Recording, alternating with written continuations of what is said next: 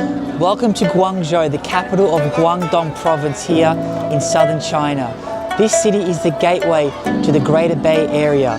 Situated on the Pearl River Delta, this city is home to over 18 million people, a booming hub for trade, manufacturing, and Cantonese culture and cuisine. Join me as we explore this Chinese megacity.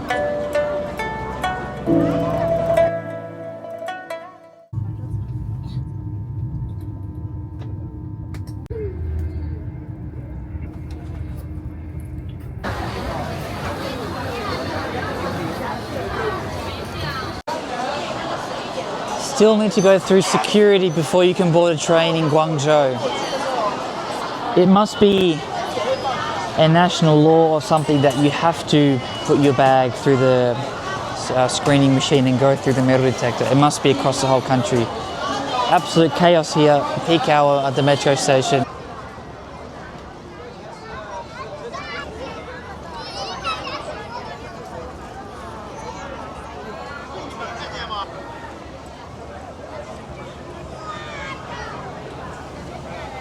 Walking along the main promenade next to the Pearl River, you can see the city behind me. There is a bridge lit up in the back which actually has some sort of a 2026 New Year hologram thing lit up on it.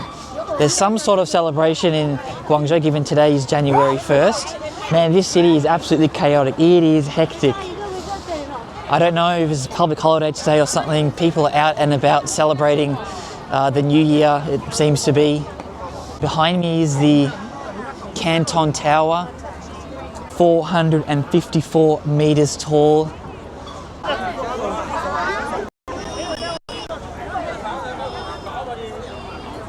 We are in the suburb of Guangzhou. Today we're going to an island called Shamian Island, which was colonized by the Europeans. England and France came to this island, so there's meant to be some European architecture and history here. Now we're walking through one of the markets here, and you can see all the different kinds of food that they have. This is the most authentic Chinese food, herbs, spices that you can imagine.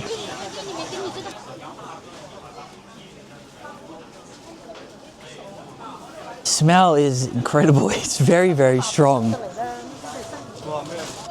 Apparently there's deep fried seahorse here. Oh, the smell is so strong. A lot of teas as well. Apparently this is fried seahorse. If you want some fried seahorse, if you're craving some, come to the market in Guangzhou. They've got you covered. A local street here, you can see just next to the market. This is really how people live here.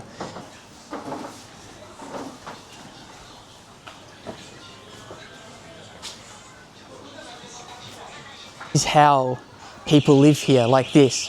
So it's such a stark contrast in China with all these flashy buildings. If you just take a step back, that this is the reality for most Chinese people.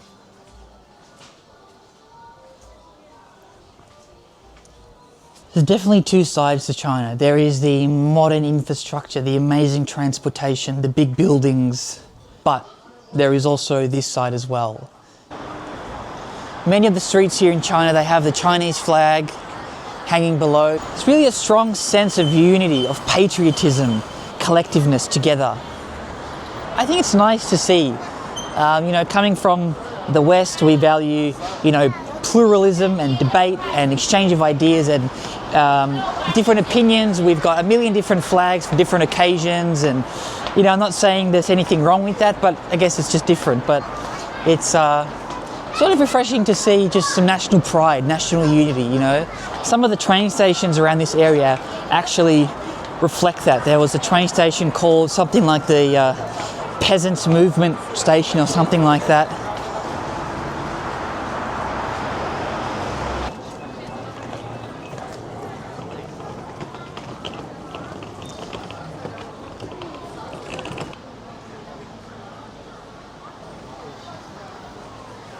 Or Shamian sits right next to the mighty Pearl River, which flows all the way through Guangzhou and down the Greater Bay Area through to Hong Kong. Cameras everywhere in these public spaces. You are constantly being watched and monitored here. I think the Chinese love coming here because it's like a little taste of Europe for them, with the architecture, the buildings. Someone's getting married here, wow. We stumbled across the Chinese wedding, or their wedding, taking photos. Oh, there's another one here.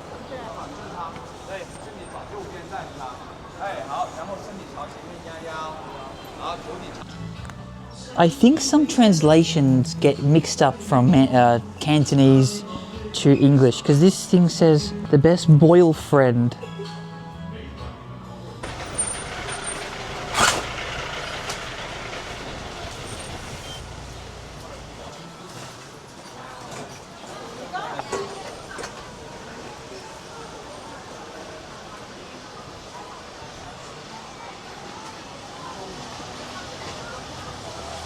The back streets of Guangzhou. It's completely different from the fancy city area. Another back street behind the markets.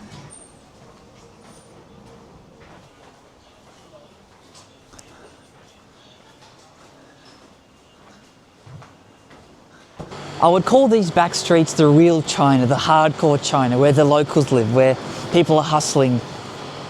Got some calamari, freshly caught calamari, not the fancy buildings, that's all very flash, bling bling. Still great to see, great for tourists, great for the image. There's my friend here saying hello.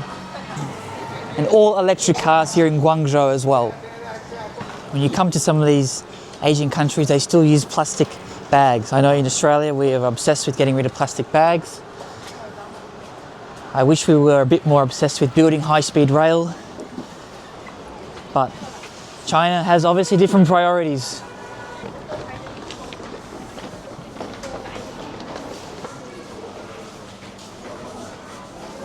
Easiest way to get a ticket for the Guangzhou Metro is to download the Guangzhou Metro mini program on WeChat.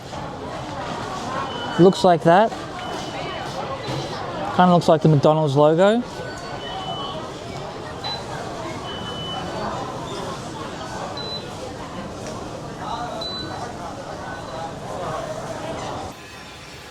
One of the main tourist attractions in Guangzhou is Beijing Road. Beijing Road was a major trading hub about 2,000 years ago along the maritime Silk Road, where people and merchants would buy and sell their goods along this road. Today, the road is still intact, but of course, in typical Chinese style, a shopping mall has been built, a very modern, beautiful shopping mall. But if you're going to come to Guangzhou, it's worthwhile coming to check out this famous street. There are still a lot of old shops here, people selling their goods. At the main intersection on Beijing Road, of course, they built another shopping centre. More shopping centres in China. Shopping centres everywhere. Another example of how old meets new in China. They've built a transparent glass elevator on the exterior of the old building.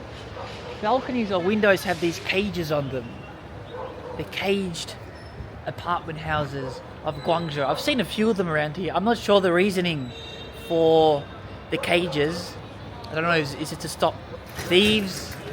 I don't know what you do if there's a fire, but caged apartment houses of Guangzhou with a modern elevator on the outside.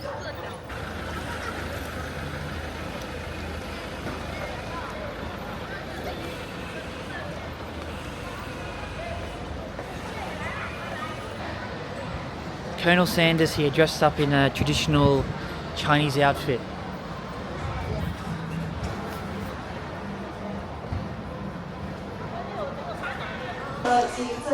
This is the interior of the Chinese party boat. Look, everyone down there enjoying their food. People are loving it on this. Very comfortable, very fancy.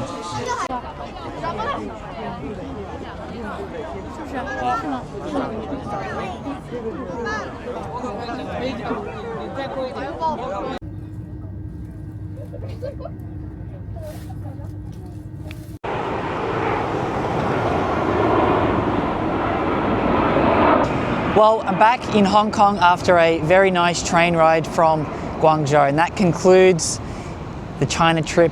What I can say about China is that it is a very modern country. It is not some tofu brick dystopia. The streets are very clean, the buildings are extremely impressive, the infrastructure is phenomenal, the amount of rail they have built in the last 30-40 years is incredible. People are friendly and the food is great.